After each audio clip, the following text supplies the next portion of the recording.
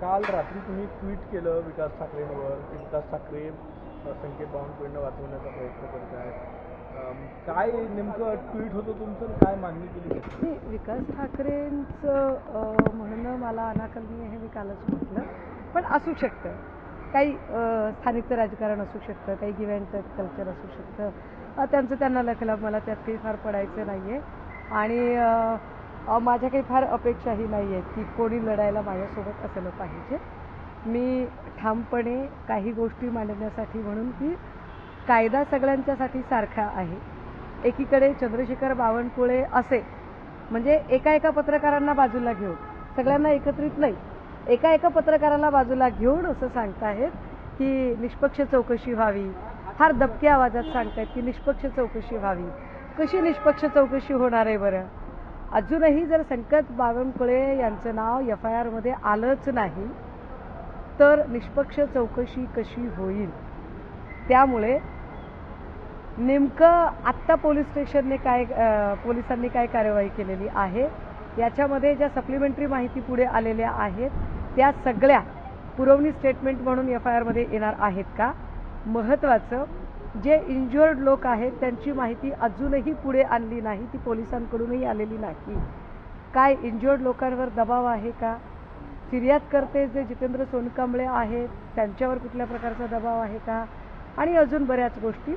मी स्वतः 11 वाजता सीताबर्डी पोलीस स्टेशनला जाणार आहे आणि पोलीस अधिकाऱ्यांना भेटून चर्चा करणार. या सगळ्या प्रकरणामध्ये 3 जण जखमी आहे, एकच तक्रार आहे आणि त्या सोनकांबळेने पण आपली तक्रार परत घेतल्याची माहिती जी आहे ती मिळते. त्यांनी स्वतः सांगितलं की माझी तक्रार परत घेतली. याचाच अर्थ या राज्यामध्ये किती दबाव असू शकतो की 12:30ची रात्रीची घटना ती 4:30 वाजता त्याची FIR होते आणि FIR कर्त्यावर इतका दबाव आणला जातो की FIR कर्त्याने आपली FIR मागे घ्यावी. म्हणजे फिर्यादीचे नाव तर त्याच्यामध्ये पुन्हा सप्लिमेंटरी म्हणून पुन्हा येत नाही, पण फिर्यादीलाच तक्रार मागे घ्यायला लावली जाते आणि वरून चंद्रशेखर बावनकुळे निरपेक्षतेच्या आणि निष्पक्षतेच्या बाता मारतात. बावनकुळे साहेब, तुम्हाला असं वाटतं का की लोक इतके मूर्ख आहेत? बावनकुळे साहेब, आपल्याला असं वाटत नाही का की जेव्हा आपण असं म्हणता की संकेत पिलेला नव्हता, संकेतचा मित्र पिलेला होता, मग संकेत काय बारमध्ये दूध प्यायला वगैरे गेलेला होता का? काहीतरी बार आणि रेस्टॉरंट आहे ते, आणि ते म्हटले की जेवण करायला आपण जाऊ शकतो, हा एक आहे. दुसरं, विकास ठाकरे म्हटले की माझ्याकडे पुरावे आहे, तुमच्या महाविकास आघाडीचे शहराध्यक्ष त्यांच्याच मतदारसंघात तो बारही आहे आणि घटना. विकास ठाकरे हे संध्याकाळी व्यक्त झाले. जे विकास ठाकरे म्हणतायत की माझ्या मतदारसंघातली घटना आहे, जर तुमच्या मतदारसंघातली घटना होती तर तुम्हाला सकाळीच व्यक्त व्हायला काय झालं होतं? त्याच्यासाठी तुम्हाला तब्बल 24 तास उलटून गेल्यानंतर, 36 तास उलटल्यानंतर तुम्हाला का व्यक्त व्हावंसं वाटलं? त्याच्यापैकी जो एक आहे, मला वाटतं अर्जुन हावरे या नावाची जी व्यक्ती आहे, या व्यक्तीच्या वडिलांचा आणि एकूण ठाकरे बोलतायत त्या स्टेटमेंटमध्ये काय नेमका अर्थार्थी संबंध आहे, अशा अनेक गोष्टी आहेत. ती तथ्य आज मी समजून घ्यायचा प्रयत्न करेन. गिव्ह अँड टेक म्हटलं, थेट विकास ठाकरेंवर आरोप आहे हा. नाही, गिव्ह अँड टेक याचा अर्थ लगेचच तुम्ही आर्थिक देण्याघेण्याकडे नेऊ नका. गिव्ह अँड टेक कल्चर याचा अर्थ शेजार धर्म असाही असू शकतो की इथे स्थानिकच्या राजकारणात बऱ्याचदा जुळवून घ्यायचं असतं, जुळवून घेतलं जातं. त्यामुळे एक म्युच्युअल अंडरस्टँडिंग म्हणून जर त्यांना हे सुचत असेल, एकीकडे म्हणतायत की माझा मतदारसंघ आहे आणि मला सगळी माहिती आहे, तर मग तुम्हाला आधी माहिती का नव्हती? म्हणजे तुम्हाला असं म्हणायचं आहे का विकास ठाकरे जुळवून घेण्यासाठी हे सगळे स्टेटमेंट करतो असं म्हणायचं आहे तुम्हाला? त्याच्यापेक्षा अजून काही वेगळं असू शकतं का? ज्या पक्षाचे प्रदेशाध्यक्ष नाना पटोलेंचं एक स्टेटमेंट येतं, विजय वडेट्टीवारांचं एक स्टेटमेंट येतं, अर्थात हे सगळं स्टेटमेंट आल्यानंतरही विकास ठाकरेंना हे स्टेटमेंट करावं वाटतं, याचाच अर्थ कुठेतरी भाजपच्या लोकांना मदत करण्यासाठी काही स्थानिकचे, मी काँग्रेसचे नेते असं म्हणणार नाही, नागपूरचे काही स्थानिकचे लोक थोडे अग्रेसर आहेत का असाही अर्थ निघू पण शकतो. विकास ठाकरे असेही म्हटले की जर संकेत बावनकुळे गाडी चालवत असता तर आम्ही त्याला सोडलं नसतं, माझ्याकडे त्याचे पुरावे आहे असेही ते म्हटले. आणि एवढे जर पुरावे एवढे जर पुरावे त्यांच्याकडे होते तर माझा साधा प्रश्न आहे. रविवारी मध्यरात्री अपघात झाला, त्या अपघातावर व्यक्त होण्यासाठी त्यांना मंगळवारची संध्याकाळ का शोधावी लागली? सोमवार अख्खा दिवस गेला, मंगळवारच्या दुपारपर्यंत पण त्यांना ते काही करावंसं वाटलं नाही आणि संध्याकाळी त्यांना त्यांच्या म्हणजे मतदारसंघातली एवढी माहिती असू शकते काय? असो, विकास ठाकरे काही माझ्या चर्चेचा विषय नाही आहे, त्यामुळे मला त्याच्यावर काही फार बोलायचं. मैम हिंदी में बताइए, एफआईआर जिसने किया था उन पे नाम उनने वापस लिया गया और जिसके नाम पे कंप्लेंट होना था वो कंप्लेंट भी नहीं हुई, क्या लगता है कि दबाव के कारण देखिए, ये सब ये जितना मैं कानून को जानती हूँ, जितना मुझे लीगल प्रोसेस पता है, जब एफआईआर फटता है तो वो ऐसे वापस नहीं लिया जा सकता, उसको आपको कोर्ट में प्रोसीड करना ही पड़ता है. लेकिन जिस तरह की एक बयानबाजी बीजेपी की ओर से आ रही है और कहा जा रहा है कि जो फिरियादी पक्ष का है उसने अपनी जो भी फरियाद है वह वापस ली है, इसका अर्थ यह है कि बहुत ज़्यादा एक दबाव तंत्र का जो इस्तेमाल है वो इस सारे इशू में किया जा रहा है, जो कि बिल्कुल ही गलत है. चंद्रशेखर बावनकुळे बोलने को तो बोल रहे हैं कि इस पूरे मामले की जांच निरपेक्ष हो, लेकिन मामले की जांच निरपेक्ष कैसे हो सकती है कि आपको एफआईआर कर्ता को एफआईआर वापस लेने के लिए आप मजबूर करते हैं? क्या ऐसी मजबूरी है कि उसने एफआईआर वापस ली? अगर वो एफआईआर बिल्कुल 36 घंटे के अंदर अंदर वापस लेता है तो वह रात भर जागकर 12:30 की जो वाकया है उसके लिए वह 4:30 तक जागता है और एफआईआर करता है. क्यों वह ऐसे करे? क्या प्रेस क्लब से जुड़ा कोई है क्या? प्रेस क्लब में काम करते थे ना जीतू भाई, इतना तो हम भी जानते हैं भैया, हम भी आप सभी के बहुत अच्छे आपसे मेल जोल बनाए हुए हैं. कौन है वो कि जो जीतू सोनकामले पर इतना दबाव बने है कि जीतू सोनकामले ने कल से किसी भी तरह से मीडिया के सामने आने की तक वह कोशिश नहीं करते हैं या उन्हें लाने की कोशिश नहीं की गई?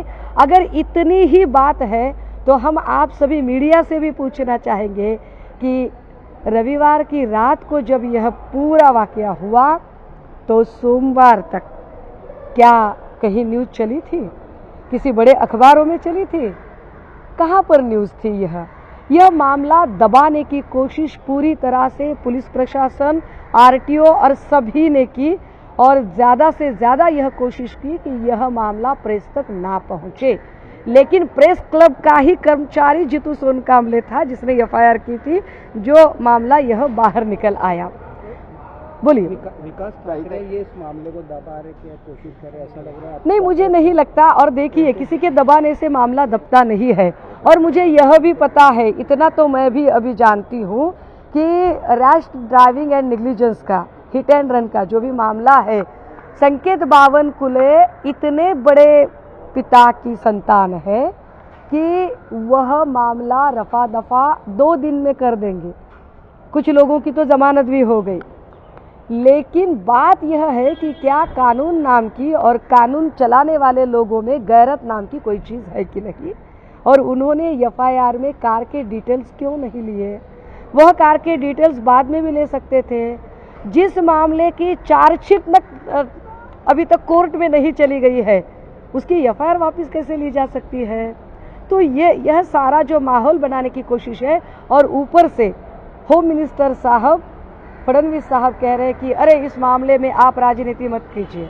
आप हमें सिखाएंगे राजनीति की बातें?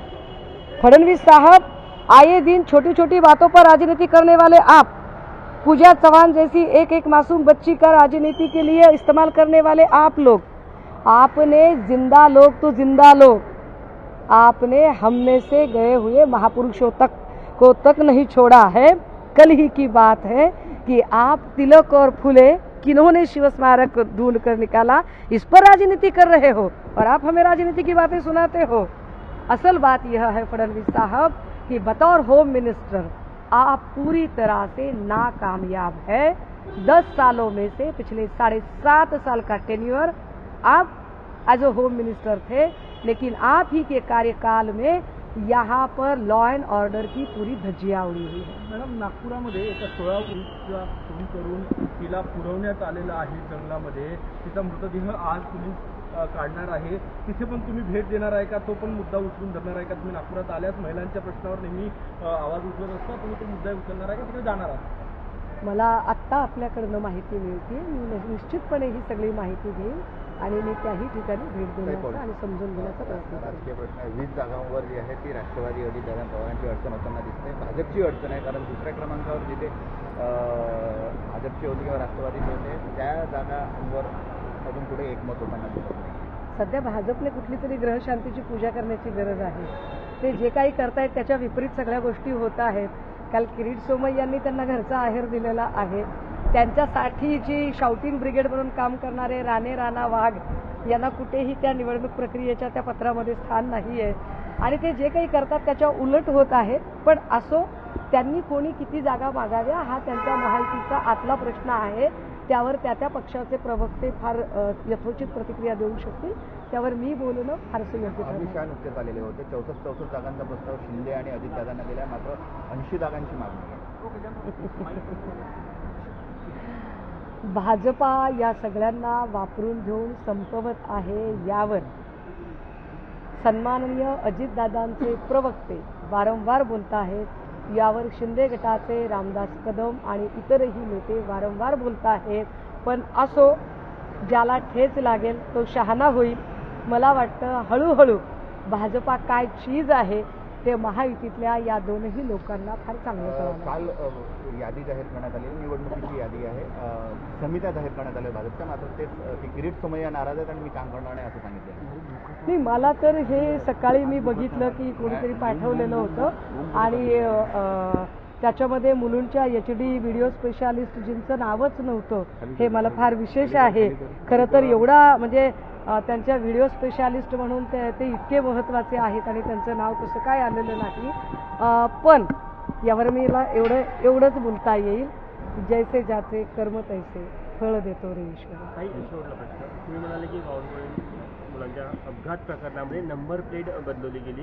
काल मुंबईमध्ये देखील तुम्ही जो नंबर प्लेटचा नंबर दिला होता तो खरं तर पीडितच्या गाडीचा नंबर होता. एक्झॅक्टली, हा नंबर पीडितच्या गाडीचा आहे आणि मी तो खाली पीडितच्याच गाडीचा म्हणून जो MH 31 EK 3939 प्रताप कामदार जी गाडी पहिल्यांदा ठोकली गेली होती आणि त्यानंतर पुढे म्हणजे मानकापूरमध्ये एक गाडी ठोकली गेली, तिथे त्यांना मारहाण झाली, तिथे नागरिकांनी चोप दिला, चोप देऊन पोलीस स्टेशनला आणायचा प्रयत्न केला.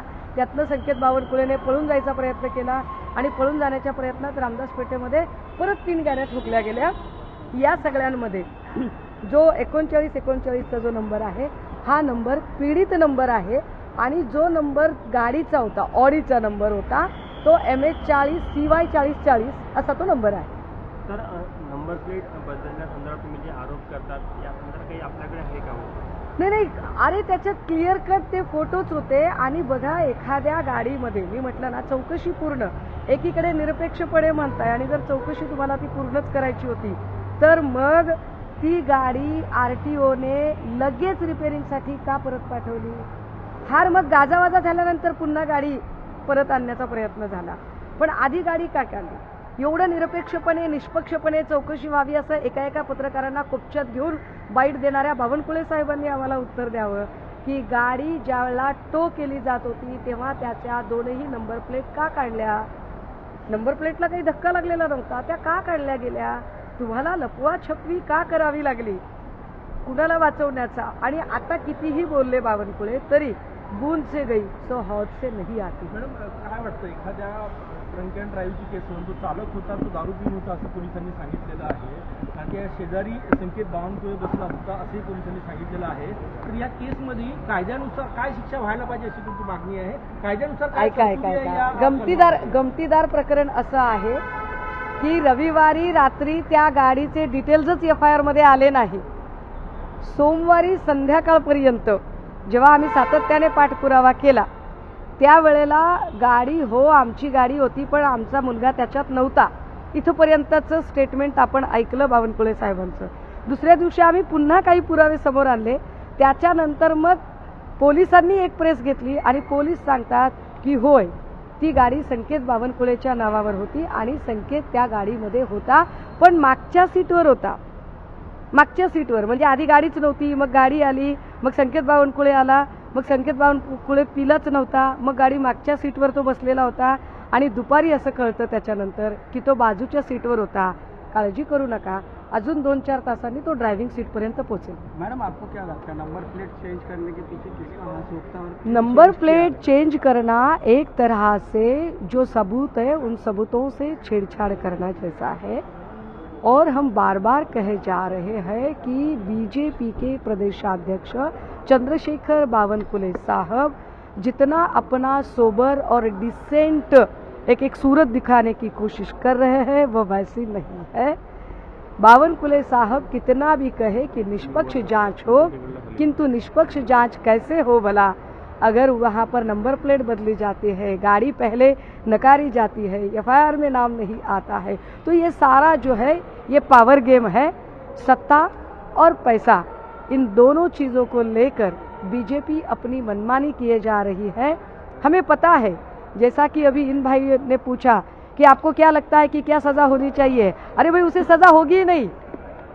हम बोल रहे हैं कि उसे सज़ा होगी ही नहीं, और उसका नाम उसे सज़ा होगी नहीं और उसका नाम एफआईआर में आएगा भी नहीं. बीजेपी इतने पुख्ता तरीके से उसका प्रोटेक्शन करेगी, हम बार बार बोले जाएंगे, और वो उसकी एफआईआर नहीं बनाएंगे. उसकी एफआईआर बनाने के लिए बड़ा निष्पक्ष सरकार चाहिए, जो कि आज की तारीख में महाराष्ट्र में है नहीं. मॅडम, फिर्यादीने तक्रार वापस घेतली असतानाही कोणी त्यावर राजकारण करत आहे असा आरोप आता केला. दादा, मला सांगा, असं कोणता कायदा सांगतो हो की एक एफआयआर फाटते आणि ती एफआयआर फाटल्यावर कोर्टात न जाता ती एफआयआर मागे घेतली जाते? असा कोणता कायदा आहे? म्हणजे मी तरी काही शिकले नाही बाबा असा. कदाचित बावनकुळे साहेब आणि फडणवीस साहेब जर काही वेगळ्या लॉ कॉलेजला शिकलेले असतील तर त्यांनी मला त्या नोट्स द्याव्यात, मी जरा अभ्यास करून घेईन. पण ती तक्रार बावनकुळेंनी मागे नाही घेतली, ज्यांनी तक्रार केली त्यांनी मागे घेतली ती तक्रार. बोलतय कोण? जितू सोनकांबळे बोलला मीडियाच्या समोर येऊन. सांगितलं ऑफ द रेकॉर्ड की आम्ही तक्रार ऑफ द रेकॉर्डचं तुम्हाला खरं वाटतंय आणि जो माणूस चॅनलच्या समोर बोलतोय त्याचं नाही खरं वाटत आहे. असा आरोप होतोय भाजपकडे. अच्छा, मी राजकारण करते, ओके. आणि मग भाजपच्या आक्रस्ताळ्या बायका पूजा चव्हाणचं नाव घेऊन बोलत होत्या, त्यावेळेला देवेंद्र फडणवीस साहेब कंठशोष करत होते, विधिमंडळात आरडाओरडा करत होते. ते काय होतं? एका मुलीच्या मृत्यूनंतरही सत्तेसाठी ज्या माणसाचं मंत्रीपद काढून घेतलं आणि पुन्हा त्याला आपल्या पंक्तीला घेतलं, ते काय होतं? मग काल RSSचे मोहन भागवत असं म्हणतात की पहिलं शिवस्मारक हे टिळकांनी शोधून काढलं. टिळक आणि क्रांतिबा ज्योतिबा फुले हे दोघेही महापुरुष आहेत आणि दोघेही आपापल्या ठिकाणी ग्रेट आहेत. याने शिवस्मारक शोधलं, त्याने शिवस्मारक शोधलं असं म्हणून कुठल्याही महापुरुषांची उंची कमी होत नाही. तरी सुद्धा जाणीवपूर्वक दोन महापुरुषांच्या अनुयायांमध्ये एक संघर्षाची परिस्थिती निर्माण करणं हे राजकारण नाही. त्यामुळे हा मानभावीपणा भाजपाने सोडून द्यावा आणि सरळ सरळ म्हणजे तू इधर उधर की बात मत कर, सीधे सीधे ये बता एफआईआर में नाम क्यों नहीं है. मॅडम, किरीट सोमय्यांनी काल नाही, किरीट सोमय्या म्हटले की भाजपनी मला पत्रकार परिषद 2019 सोडायला लावली कारण की उद्धव ठाकरेचा दबाव होता त्यावेळेस, त्याच्यामुळे मला पत्रकार परिषद. मला फार कौतुक वाटतं दादा, आपलं फारच कौतुक वाटतं. किरीट सोमय्या भाजपवर नाराज आहे ही बातमी मोठी व्हायला पाहिजे, पण त्याच्यातल्या उद्धव ठाकरे या नावावर तुम्ही जास्त अडखळलेले दिसताय. म्हणजे आनंद आहे की उद्धव ठाकरे किती महत्त्वाचे आहेत महाराष्ट्राच्या राजकारणामध्ये, की उद्धव ठाकरेंच्या शिवाय बातमी सुरू होत नाही, बातमी संपत नाही. परंतु ज्याची जशी लायकी असते त्याच्यानुसार वागवलं जातं. मला असं वाटतं भाजपाने आत्ता त्यांना बाजूला ठेवून तीच गोष्ट अधोरेखित केली आहे, सिद्ध केली आहे की तेव्हा जर हे खरं असेल की उद्धव साहेबांनी त्यांना पत्रकार परिषदेच्या बाहेर थांबायला सांगितलं, तर मला वाटतंय तो निर्णय भाजपला आत्ता पटत असेल की नाही, या माणसाला बाहेरच ठेवावं लागतं आणि त्या न्यायाने त्यांनी आत्ता किरीट सोमय्याला या संपूर्ण प्रक्रियेच्या बाहेर ठेवलेलं आहे. थँक्यू.